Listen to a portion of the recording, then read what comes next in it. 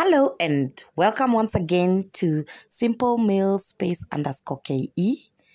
Today we are going to be making mandazi. Yum.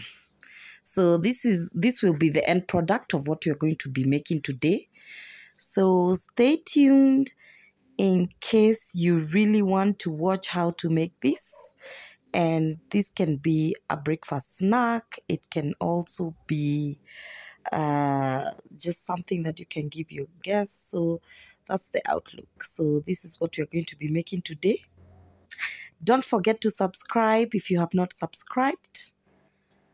And we get on to the ingredients that you require to make the mandazi. We have flour. So about 1 kilogram of flour.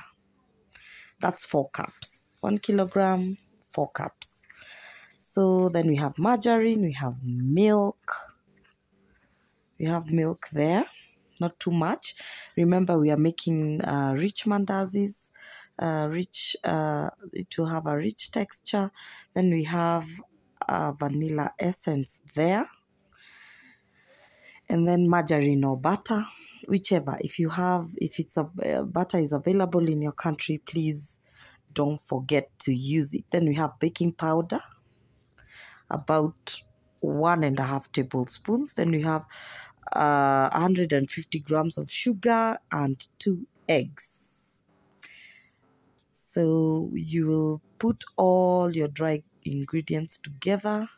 You can sift your flour if you want, by the way. The better. If you sift it, the better. Your mandazi will look really, really good. So that is how our wheat flour looks like.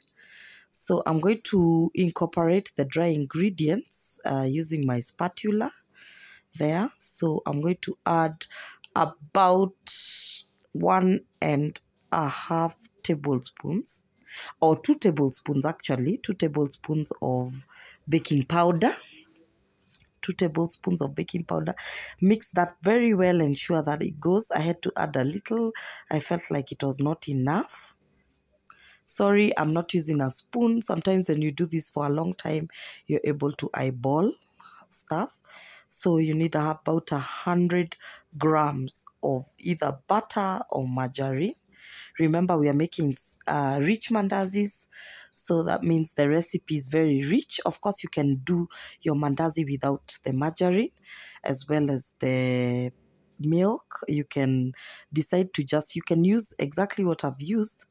You can just do maybe water and flour and sugar and maybe vanilla essence for taste and maybe lemon rind.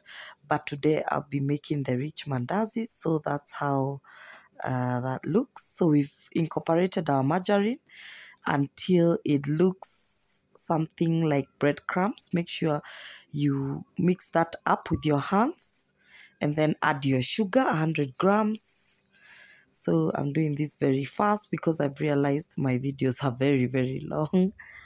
So after you've done your dry ingredients, now we move to the wet. That's the egg, the vanilla essence, as well as the milk. Remember, we are not using water in this recipe. We are using milk instead because it's a rich recipe.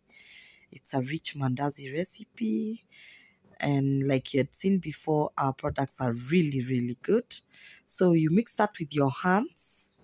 I'll show you the kind of consistency that we are looking for. You can keep adding water if you feel it's not enough. So mix that up until you get something like that. So that's how our dough should look like. That's the consistency that you should have. And not too soft and also not too hard. That's what we require when we are making our mandazi. So we are going to leave this. I'll cover this and leave it, maybe 30 minutes are enough, but I'm going to leave it for an hour and then I'm able to catch up with my other chores. So just let it rise, let it go up. Add a little oil to your dough so that it doesn't stick to whatever you're mixing your dough in, to the bowl, sorry. You can use a bowl or whatever that you have at home. you're not limited to just using the glass bowl. So it's been an hour and my dough has risen a little bit, and that's the consistency that it has. You know it has risen when you pinch at it, and then when you check the inside, you see that it has a few air bubbles. Then you know that your baking powder has really worked. Yeah, like you can see that that dough has got that. So we are going to, I'll show you how to make how to mix that up. So you make your little rounds like that. And then after you have your round, you'll roll that out into a circle or something that looks like a circle. Mine was not a definite circle. So you roll that out, ensure that you've rolled that to, I'll show you the kind of thickness or width that you should have. Don't make them too thin and don't make them too fat again. Don't make it too thick and not too thin. If it's too thin, it won't rise. If it's too thick again, the inside, you'll have insides that are not nice. So that's the kind of thickness that we are looking for. So just quarter your circle.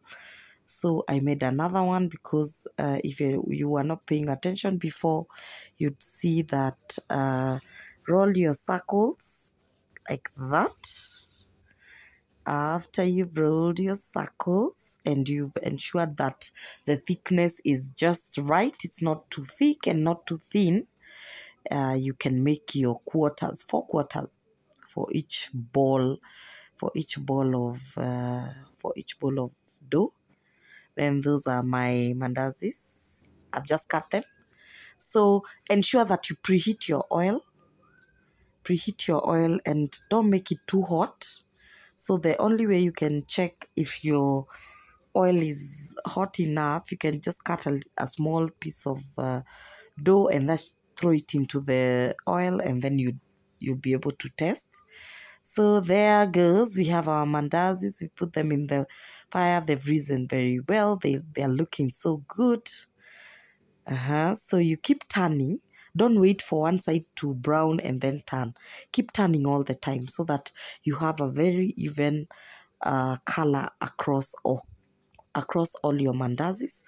Of course, if you like yours to have a deep brown, you can leave them in the fire for longer.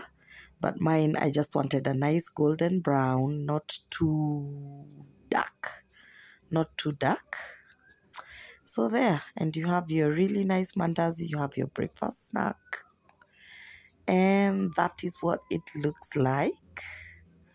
So I had done some before. So keep on turning those. Please don't, this is, you can't put this in the fire and then decide to do something else. You have to be there and ensure that the temperature of your oil remains consistent all the time. So our mandazi snack has really risen well. It's looking good, and that is the end product. Thank you for watching. Don't forget to subscribe, and goodbye.